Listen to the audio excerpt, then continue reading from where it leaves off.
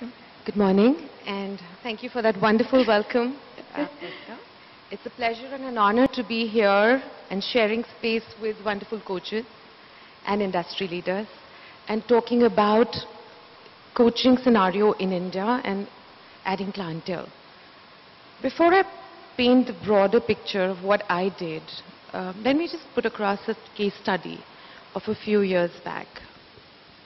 As part of the curriculum and requirement for certification at the Australian-based International Coach Academy, all the aspiring coaches were required to coach a certain number of people in and outside the fraternity. The academy usually would encourage the budding coaches to pick up friends and family as guinea pigs. As one of those who was registered for this course, she had apprehensions in doing so. Primarily because she thought they would not really take this exercise in all seriousness that was required, as well as is it possible to objectively coach a person who is so close to you? Well, that day, she logged on to Plaxo and put up a post. A post which said, the first 5 people who respond to this are going to get X number of coaching hours free of cost. And within the 15 minutes, she got her first 5 clients. And today she stands here in front of you, trying to give you tips on how to grow clientele and how coaching is in India today.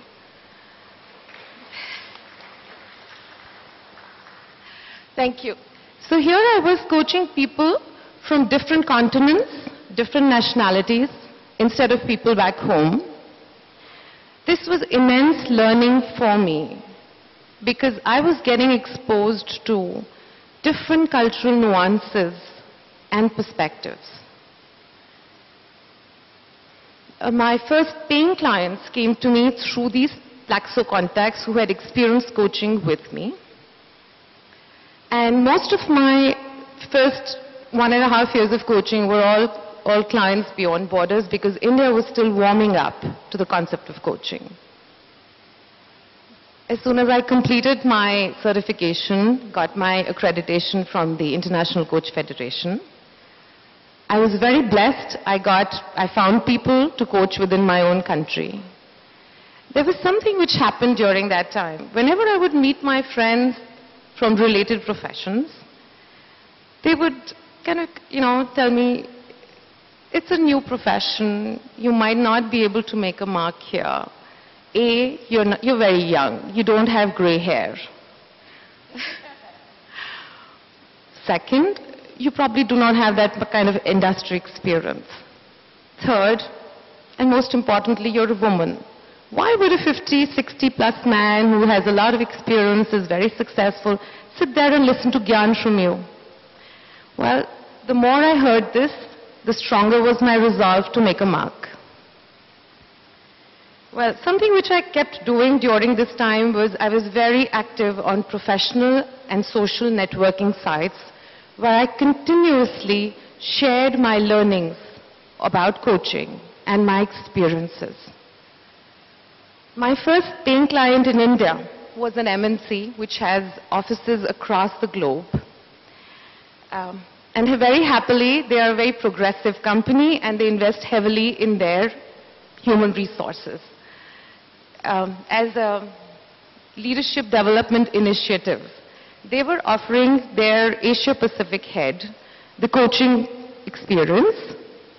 And I got a call from their Singapore office asking me if I would be okay to go and meet the gentleman in Gurgaon. When I met this person, all I did was listen. I listened to the words, the energy behind those words, when it went up, when it waned. What were the words he was repeating? What was the pace? What happened to the pace while he was talking all that time? What story was his body language giving me? The twitching of the eyebrows, the movement of his leg, that told me a lot of things. And before I left him with a question to ponder upon. Before I reached home from Gurgaon, I already had a mail waiting for me that he had signed me up as his coach and asked me if I was ready to coach him. So it wasn't about the color of my hair. It wasn't to do anything with I was not the same gender as him. It wasn't to do with the experience I had in his industry. It was the strengths that I took to the table as a coach. I'm often asked, when I meet people, I get mails through my blog, and people ask me, has coaching really picked up in India? Is it a viable option? Do you think it can bring us bread and butter and cheese and wine to the dining table? Well, my answer to that question has always been a stern yes, it does. I see a huge market here, and it's opening up at a very fast pace. There is enough space for all of us and more. Just an example, if you look at Reliance, the Indian companies now which are heavily investing into coaching, even family-led businesses. Reliance has an American lady who is heading the coaching of senior executives in India.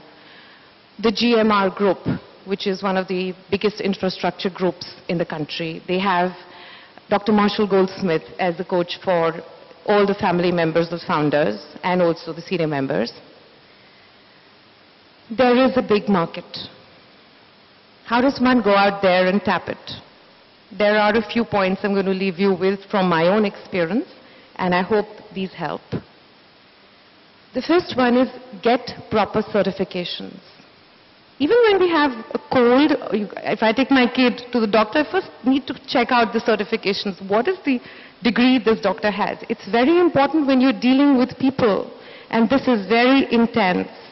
Please get properly certified through a good agency.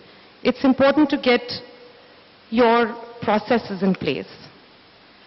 The next is never stop learning. Keep adding on to your ammunition. I always pick up three things to learn for the year in January itself and placate it on my calendar. It was NLP last year. It might be a psychometric tool. Whatever helps your client move forward. Never stop learning. Become a brand and invest in yourself. That is, share the knowledge with others on the right platforms, especially online. It helps.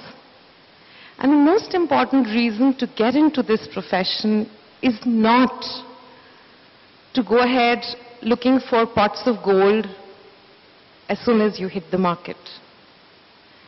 If the intention is a passion to help people, help them unleash their potential, then this is the profession to be in.